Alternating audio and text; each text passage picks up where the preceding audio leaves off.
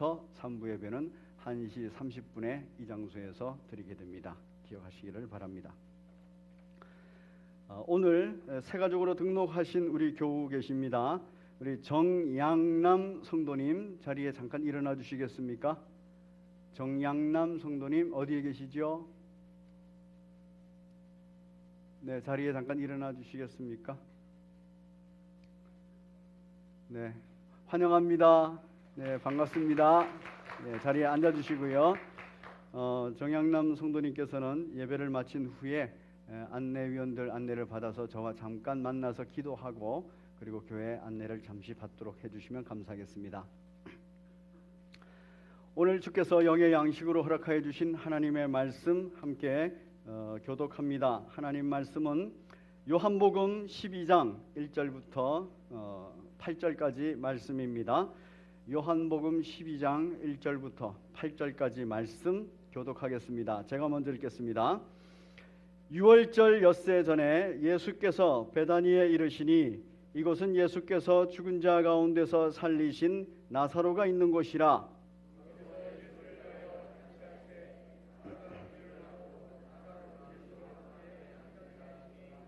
마리아는 지극히 비싼 향유 곧 순전한 나드 한 근을 가져다가 예수의 발에 붓고 자기 머리털로 그의 발을 닦으니 향유 냄새가 집에 가득하더라.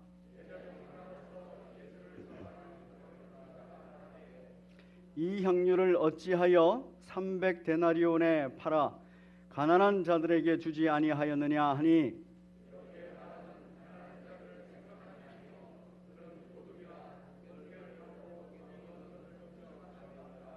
예수께서 이르시되 그를 가만두어 나의 장례할 날을 위하여 그것을 간직하게 하라. 가난한 자들은 항상 너희와 함께 있거니와 나는 항상 있지 아니하리라 하시니라. 아멘. 오늘 제목 같이 읽겠습니다. 시작. 감사 예배, 감사와 기쁨으로 자원하여 드리는 향기로운 산 제사. 오늘까지 저희는 감사 시리즈로 설교를 하고 있습니다. 첫 번째에서는 감사 예물, 그리고 또 두 번째 감사 헌신, 세 번째 오늘은 예물과 헌신이 다 포함되어서 하나님께 영광을 올리는 감사의 예배에 관해서 함께 나누고자 합니다. 오늘 본문을 통하여서 예배를 어떻게 드려야 되는지, 어떤 마음으로 드려야 되는지, 어떤 자세로 드려야 되는지 하는 부분들을 함께 나누겠습니다. 오늘 본문에 등장하는 인물이 있습니다. 본문에 등장하는 첫 번째 인물은 영적 안목을 가지고 있는 인물입니다. 오늘 본문에는 그 이름이 등장하지 않지만 마태복음과 마가복음에 등장하는 이름입니다. 유월절 엿새 전에 예수께서 베다니에 이르러서 계시니까 예수님께서 베다니에 오셨다는 소식을 듣고 자기 집으로 초대해서 잔치를 벌린 사람이 있습니다. 그 사람이 누구냐 하면 시몬입니다. 시몬이 예수님을 초대해서 잔치를 벌렸어요. 왜 예수님을 초대해서 잔치를 벌렸냐 하면 이 시몬은 문둥병자였다고 합니다. 그런데 예수님을 통하여서 문둥병이 나서버린 거예요. 그 문둥병이 나선 것이 너무 감사하고 이것이 잊혀지지를 않는 겁니다. 그래서 예수님께서 이제 예루살렘으로 십자가를 지시러 가신다는 소식을 듣고 그 중간에 베다니에 딱 들리셨는데 그때 바로 시몬이 예수님을 위해서 예수님을 초대해서 큰 잔치를 벌린 겁니다. 감사의 잔치입니다. 바로 우리들의 예배와 같습니다. 우리들의 예배는 아름다운 예배입니다. 그리고 감사와 기쁨이 넘치는 큰 영적 천국 잔치인 것을 믿으시기 바랍니다. 자, 이 잔치에 시몬이 초대를 한 사람이 있어요. 그 사람이 누구냐면 베다니에 사는 사람으로서 예수님과 관계에서 굉장히 중요한 인물입니다. 바로 죽었다가 썩은 냄새가 나는 중에 예수님께서 나사로야 일어나 나오라 이래가지고 동굴에서 싹 나온 사람이 있습니다. 누굽니까? 나사로입니다. 이 설교를 잘 들으셨는 모양이네요. 네. 자, 이 나사로가 있다는 것을 분명히 성경이 언급합니다. 베다니에 이르시니 이곳은 예수께서 죽은 자 가운데서 살리신 나사로가 있는 곳이라. 그래서 문둥병이 나선 시몬이 나사로도 초대한 거예요. 왜? 나사로도 자기와 똑같이 너무너무 감사한 마음이 있다는 걸 알고 있기 때문에. 그러면 나사로가 다시 살아나니까 감사한 사람이 또 누굴까요? 나사로의 누이들이죠. 바로 나사로는 아버지 같은 사람이에요. 왜냐하면 여자들이 돈벌이를 할 수가 없는 상황, 생계를 유지할 수 없는 상황에 이 나사로가 다 먹여 살리고 있는 겁니다. 그런데 나사로가 죽어버렸으니 얼마나 좌절하고 절망했겠습니까? 그런데 예수님께서 나사로를 살려버리셨단 말이에요. 그러니까 너무 감사한 거예요. 너무 감사한 거예요. 그래서 바로 마르다도 왔습니다. 와가지고 오늘 본문에 보니까 마르다는 그 잔치집에 와가지고 일을 하더라. 잔치를 돕는 사람이죠. 마르다는 참 일을 잘했던 것 같습니다. 일을 잘하고 그렇게 섬기고 있습니다. 그리고 나사로는 뭘 하고 있습니까? 예수와 함께 많은 마을 사람들도 초대가 됐는데 그 같이 앉아가지고 예수님하고 같이 앉아가지고 뭐라 그래요? 저는 죽었다가 다 썩은 냄새까지 났는데 우리 예수님께서 살려준 사람입니다 하면서 그냥 앉아있다는 것 자체가 간증이에요. 앉아있다는 것 자체가 하나님께 영광 올리는 일입니다. 그래서 그들과 함께 나사로가 앉아있습니다. 전부 다 감사한 사람들입니다. 여러분, 예배의 자리는 이렇게 감사한 사람들이 다 모여있는 줄로 믿으시기를 바랍니다. 네. 여러분은 어떻게 이 자리에 오셨습니까? 여러분 나사로와 같은 거예요. 그래서 죽었다가 예수님 때문에 살아나가지고 이 자리에 계신 줄로 믿으시기 바랍니다. 그러면 여러분도 그렇지만 여러분 옆에 그리고 여러분 앞뒤에 계시는 분들 어떤 사람이에요? 죽었다가 살아난 사람들이에요. 이걸 보는 순간에 기적 같은 일 아닙니까? 내가 살아난 것만 해도 감사한데 아니 나처럼 살아난 사람이 이렇게 많은 거예요. 우리 옆에 분 앞뒤 계신 분하고 인사를 나눕니다. 뭐라고 인사 나누냐면은 죽었다가 살아나신 것을 축하드립니다. 이 기적 아닙니까? 나도 죽었다가 살아났는데 아니 죽었다가 살아난 사람이 우리 성신교회만 해도 이렇게 많은 거예요. 그러니까 얼마나 기뻐요. 감사와 기쁨이 막 넘치는 이 자리가 예배의 자리인 것을 믿으시기 바랍니다. 그래서 주일에 예배드리러 나올 때는 어떻게 나와야 돼요? 야, 내가 죽었다가 살아났어. 그러면서 기쁜 마음으로, 감사한 마음으로 기쁨이 생길 때까지 묵상하고 나오시는 겁니다. 그 다음에 또 어떤 마음으로 나오세요? 아, 나처럼 죽었다가 살아난 사람을 오늘 가서 만나야 돼. 이러고선 그 하나님 예수님의 머리 대신 예수님 그리고 우리가 그 몸 돼서 지체로서 하나가 되는 거예요. 여기가 예배 자리인 것을 믿으시기 바랍니다. 영적인 눈이에요. 영적인 눈이 딱 열리면 나도 나사로처럼 죽었다가 살아났고 또 내 옆에 있는 내 앞뒤에 있는 분들도 우리 교우들도 전부 다 죽었다가 살아났고 그래서 야 여기가 시몬이 베푼 천국잔치 같은 곳이구나. 시몬도 감사, 나사로도 감사, 그리고 마르다도 감사, 마리아도 감사. 그래서 헌신이 일어나는 거예요. 마르다는 거기 잔치집을 열심히 섬깁니다. 우리가 교회에 와서 열심히 서로를 섬기죠. 이 섬김은 뭐 때문에 하는 거예요? 감사 때문에. 구원받아서 감사한 거, 감사해서 기뻐서 모든 섬김의 자리에 있어야 될 줄로 믿으시기 바랍니다. 여러분 섬기시는데 짜증나고 힘들고 원망스럽고 불평스러우면은 뭐를 해야 돼요? 섬김을 놔버려야 됩니까? 아니죠. 구원받은 것에 대해서 감사를 더 묵상해야 돼요. 무슨 생각이 들 때까지? 기쁜 마음이 들 때까지. 그리고 나면 섬기는데 전혀 지장이 없고 은혜가 있습니다. 오늘 마리아는 특별한 감사를 또 하고 있습니다. 지극히 비싼 향유 곧 순전한 나드 한 근을 가져다가 예수의 발에 붓고 이 나드 한 근이 얼마나 비싼가 하면은 4절에 그러니까 5절에 보니까 300데나리온 정도 한대요. 300데나리온이면 1데나리온이 남자의 1인 한 사람이 하루를 노동한 노동의 대가입니다. 오늘날 한 사람이 이렇게 노동을 하면 대충 노동의 대가 줄 잡아서 한 10만 원 정도 하지요. 300데나리온 이러면은 3천만 원이에요. 3천만 원이 드는 이 향유, 그리고 이 향유를 이 3천만 원짜리 향유를 갖다가 담은 옥합이 얼마나 비싸겠어요. 좋은 옥합, 그거를 그냥 예수님 앞에 딱 곁들여 가지고 그 향유를 예수님 머리에도 몸에도 발에도 부었다는 거예요.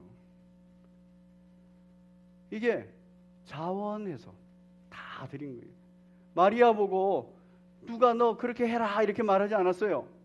자기가 너무 감사하고 기쁘고, 그리고 예수님이 너무 좋은 거예요. 나사로 자기 오빠를 살려준 것만 해도 감사한데, 아니 나도 구원받았다는 거예요. 나도 죽은 자 가운데서 살아난다는 거예요. 너무 감사해서 예수님께 드린 거예요. 자원하여 다 드렸습니다. 그러니까 그렇게 다 드린 그 이유 때문에 향유 냄새가 온 집에 가득하대요. 여러분, 우리 성심교회 예배가 감사하는, 구원받은 감사하는 냄새가 항상 가득하고 넘치기를 바랍니다. 감사와 기쁨으로 헌신하고 섬기고 다 드리는 놀라운 향기로운 냄새가 가득하기를 바랍니다. 그리고 나면 이 냄새가 이제 여기에 가득해서 차고 넘쳐서 석천동, 송파구, 서울시, 대한민국을 다 향기로 가득하게 채울 줄로 믿습니다. 예배입니다. 예배입니다. 이제 우리의 예배는 그 순서가 있어야 되겠구나. 구원에 대한 감사와 감격, 그리고 그 감사가 기쁨이 될 때까지 기억하고 묵상해야겠구나. 그리고 내가 이렇게 감사한 것처럼 또 감사한 사람들을 만나러 가야지. 감사한 사람끼리 만나니까 얼마나 감사가 시너지 효과를 내겠습니까? 기쁨이 넘치는 예배가 될 줄로 믿습니다. 천국 잔치예요. 영적인 안목을 가지면, 영적인 눈과 영적인 가치관을 가지면 이렇게 나사로처럼 와서 하나님의 영광을 돌리는 거, 그리고 마르다처럼 섬기는 거, 마리아처럼 모든 것을 다 드리는 거, 이거를 할 수 있다는 거예요. 이 향기가 바로 예배의 향기입니다. 그런데 이 예배의 향기가 가득한 이곳에 예배를 드리지 못하는 사람이 하나 있습니다. 누구냐면 영적인 눈, 영적인 가치관을 갖지 못하고 육적인 눈, 육적인 가치관을 가지고 있는 사람이에요. 그 사람이 누구냐? 우리 4절 같이 읽겠습니다. 시작. 제자 중 하나로서 예수를 잡아줄 가롯 유다가 말하되, 가롯 유다가 육적인 생각을 갖고 있습니다. 그래서 이 향유를 부은 마르다 보고, 이 3천만 원을 갖다가 부어버린 마르다 보고 이렇게 야단을 치는, 마리아 보고 이렇게 야단을 치는 겁니다. 이 향유를 어찌하여 300데나리온에 팔아서 가난한 자들에게 주지 아니하였느냐? 육적인 생각을 하고 있습니다. 여러분, 이게 완전히 틀린 말은 아니죠, 그렇죠? 하나님께서 기뻐하시고 예수님도 기뻐하시는 것 구제입니다. 그런데 어떤 구제든지, 어떤 치유든지, 어떤 일이든지 예수님께 예배하는 거, 하나님께 예배하는 거, 성령님께 예배하는 거, 이 예배와는 비교할 수가 없는 거예요. 그런데 가룟 유다는 그 하나님께 드려지는 예배, 예수님께 드려지는 예배, 헌신, 성령님께 드려지는 이 예배와 헌신, 이것보다 가난한 사람을 생각한 거예요. 그런데 오늘 본문은 더 놀라운 얘기를 합니다. 뭐라 그러냐면은 6절 같이 읽겠습니다. 시작. 이렇게 말하면 가난한 자들을 생각함이 아니요 그는 도둑이라 돈괴를 맞고 거기 넣는 것을 훔쳐 가밀어라. 말은 가난한 사람들을 위해서라고 말했지만 그 3천만 원을 그렇게 헌금하면은 어떻게 한다고요? 그 그거를 빼갈 생각을 하고 있은 거예요. 그런데 그 빼갈 기회를 안 주니까, 그걸 놓쳐버리니까 화가 난 거예요. 그래서 마리아 보고 비난을 하는 겁니다. 너 가난한 사람 생각하지 않는구나. 그런데 가난한 사람을 생각하는 게 아니라 도둑이야, 자기가 빼갈 돈을 생각하고 있다는 거예요. 육적인 생각을 하는 겁니다. 여러분, 예배를 드리러 왔는데 육적인 생각을 하는 사람들은 은혜 안에 못 들어가요. 감사가 넘치지를 못합니다. 예배 드리러 왔습니다. 그러면 뭘 드려야 돼요? 제일 먼저 시간을 드려야 돼요. 그 다음 내 몸도 드려야 돼요. 예배 드리러 이렇게 오면 예물도 드려야 돼요. 11조, 그리고 헌금, 감사 예물 많아요. 그런 것도 드려야 돼요. 그리고 예배 드리러 이렇게 오면 피곤하고 졸린데 어떻게 하고 있어야 돼요? 눈도 이렇게 까디짓고 있어야 돼요. 얼마나 힘듭니까? 감사가 없으면 이게 다 아까운 거예요. 시간 낭비. 요 시간에 돈 벌러 가야지. 그 다음에 몸 낭비. 요 시간에 집에서 좀 쉬어야 되는데. 그리고 재물 낭비. 거기다가 왜 돈을 갖다 줘? 그 돈 가지고 뭐 한다고요? 내 이웃을 도와봐라. 가난한 사람을 도와봐라. 친척을 도와봐라. 부모님께 효도를 해봐라.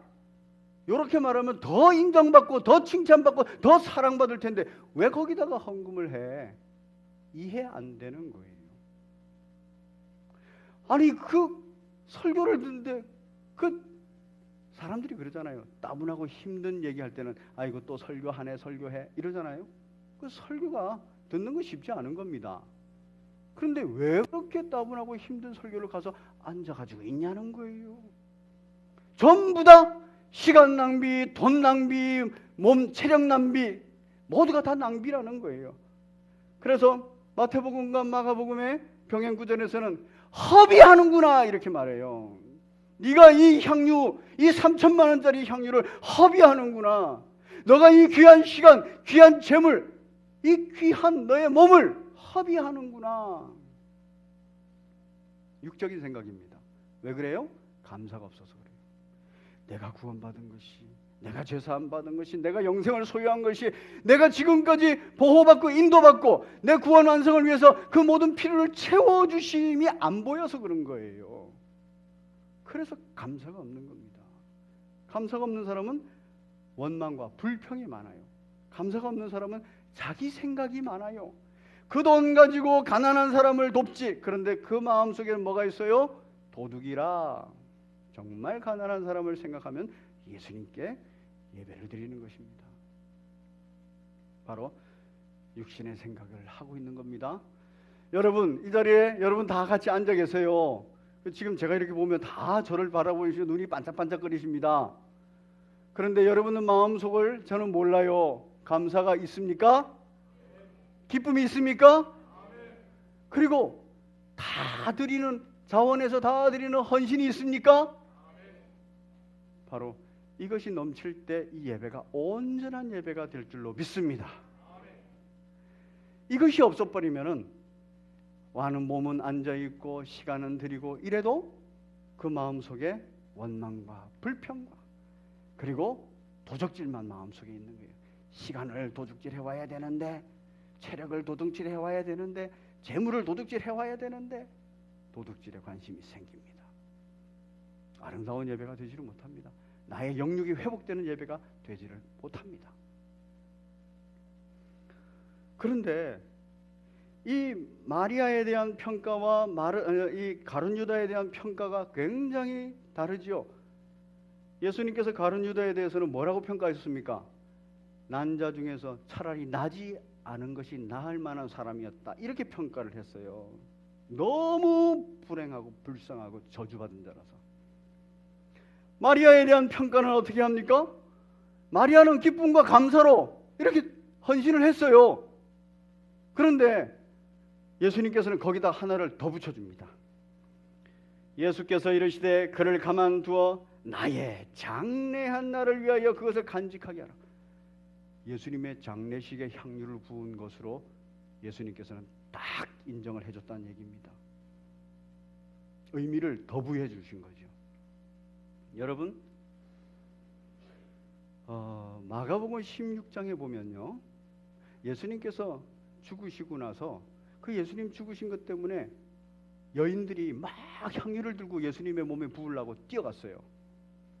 그런데 예수님을 발견하지 못했어요. 향유 부을 기회가 없었던 겁니다. 향유 부을 기회를 놓친 거예요.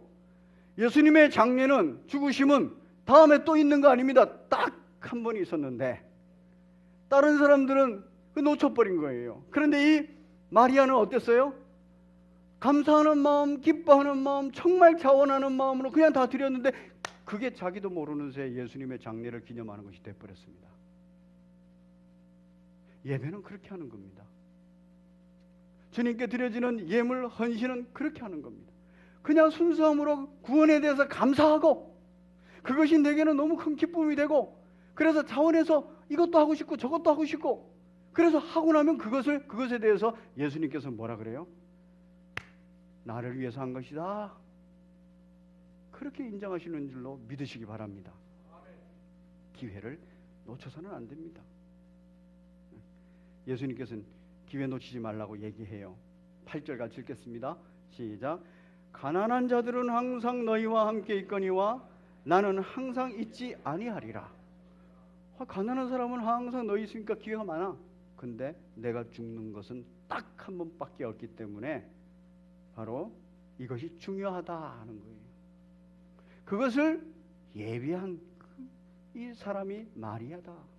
마리아의 이 향유 옥합을 깨뜨린 사건, 그걸 내 몸에 부은 사건은 나의 장례를 위함이다.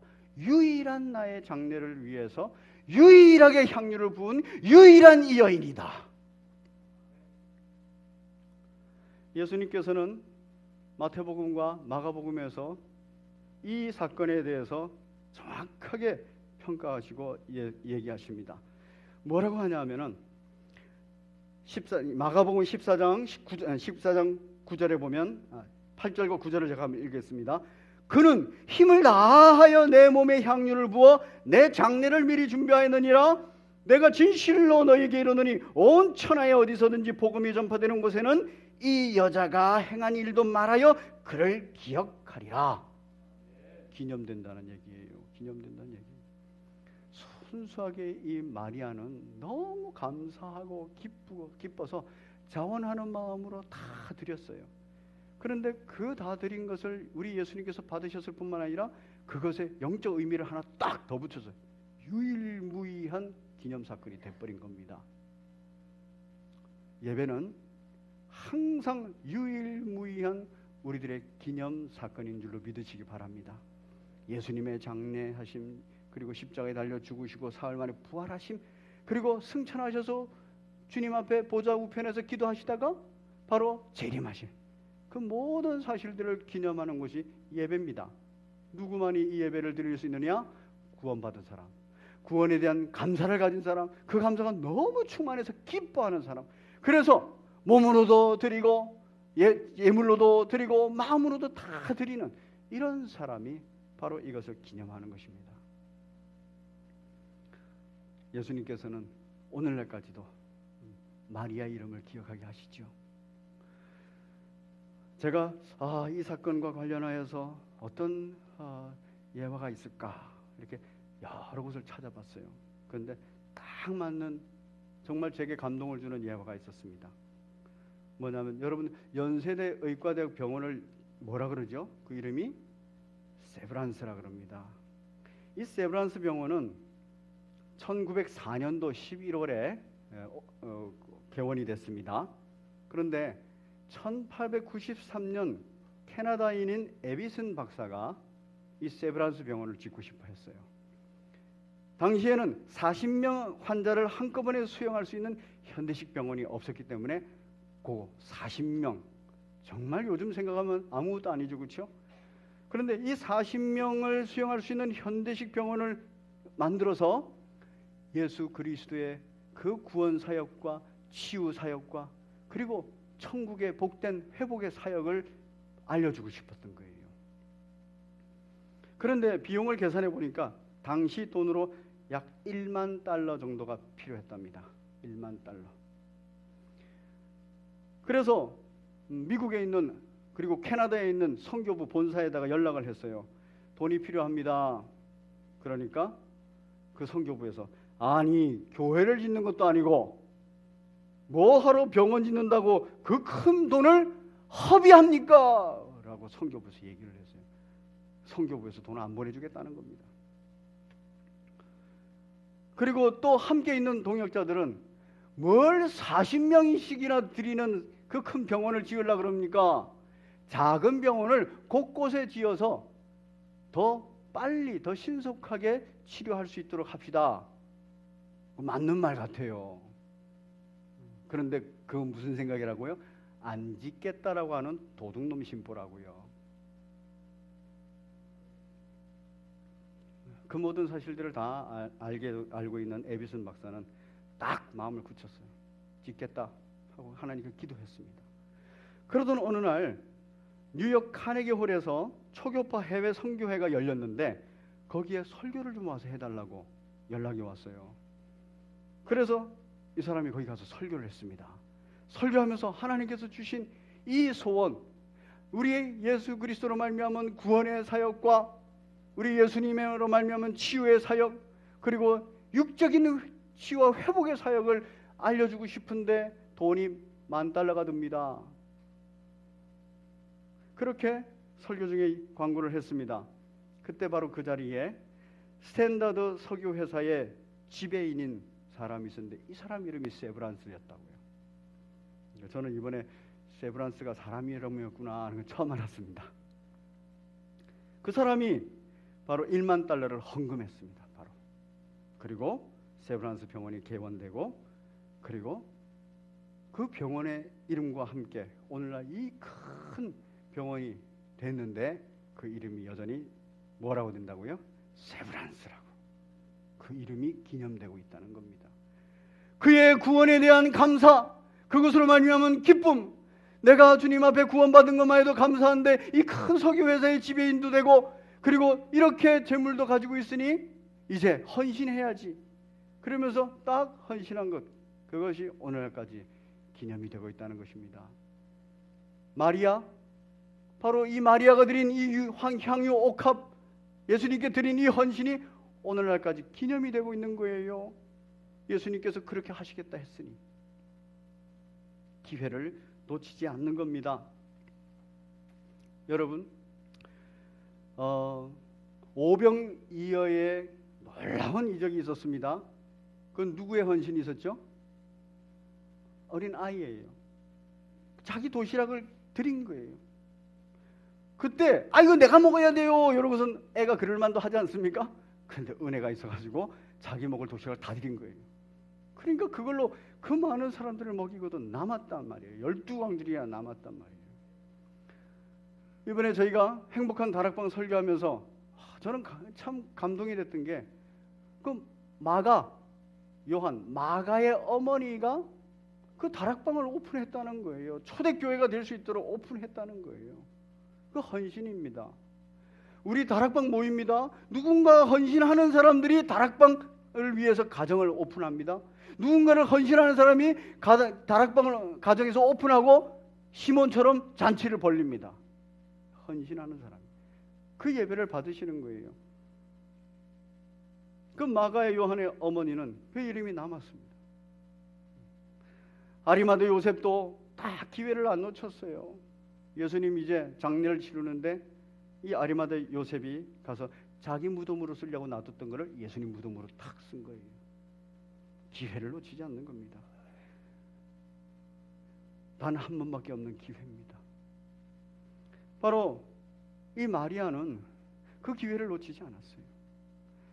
많은 사람들이 다음에 예수님 만나면 좀 해야지, 다음에 예수님 만나면 이거 해야지 이러는데 결국엔 제가 말씀드렸듯이 마가복음 16장에 나오는 여인들은 그 기회를 놓쳐버린 거예요. 예수님께 향유를 드릴 기회가 없었던 겁니다. 기념비적 인생을 살아야 됩니다. 절호의 기회를 놓쳐서는 안 됩니다. 예배는 바로 감사의 마음이 먼저 넘치고 그것이 기쁨이 되어서 내가 자원해서 몸으로 섬기든 또 예물로 섬기든 기도로 섬기든 재능으로 섬기든 무엇으로든지 섬기는 거예요. 이렇게 섬겨나갈 때 우리 주님은 그것을 다 받으시고 그 섬김에 대해서 나를 위한 것이다, 이렇게 더 큰 인정을 해주실 줄로 믿습니다. 세상 사람들은 말해요. 뭘 그렇게 하느냐, 뭘 예배드리러 시간 허비하느냐, 뭘 교회에서 청소하고 식당 봉사하고 이러면서 그 에너지 소모를 하느냐, 이런 얘기를 합니다. 뭘 그 헌금하면서 이 재물을 낭비하느냐, 이런 얘기합니다. 절대로 그런 것 아닌 것을 믿으시기 바랍니다. 그것을 다 잠재울 수 있는 것은 내 속에 있는 감사예요. 그 감사가 나를 충만히 기쁘게 할 정도로 깊이 묵상해요. 그러면 마르다처럼 잔치집에서 일을 하는 것도, 마리아처럼 그 3천만 원짜리 향유를 딱 깨가지고 예수님 발에 드리는 것도 다 기쁨, 감사와 기쁨으로 할 수가 있습니다. 이것을 거룩한 산제사, 이것을 향기로운 제사라고 말하는 거예요. 그래서 이게 기념이 되는 겁니다.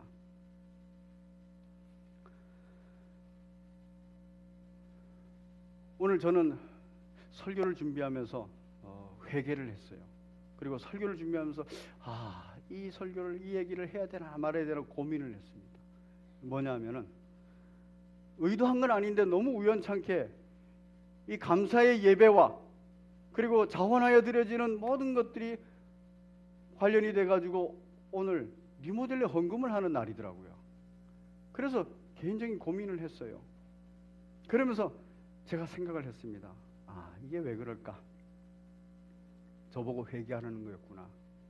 두 번째, 성도들과 함께 동역하라는 거였구나. 제가 뭘 회개했냐면요, 2개월, 그러니까 저희가 이 1층 리모델링 하는 거는 한 2년 가까이 당회에서 논의하고 토론하고 고민한 내용입니다. 그래서 이제 결정이 다 방향도 잡고 다 이렇게 잡은 거예요.